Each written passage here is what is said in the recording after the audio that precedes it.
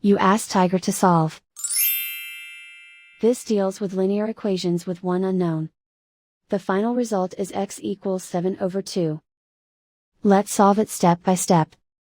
Group all x terms on the left side of the equation. Subtract 6x from both sides. Group like terms. Simplify the arithmetic. Group like terms.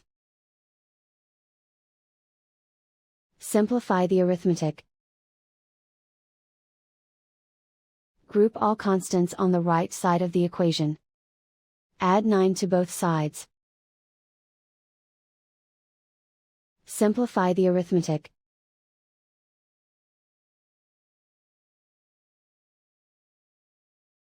Isolate the x. Divide both sides by 2. Simplify the fraction.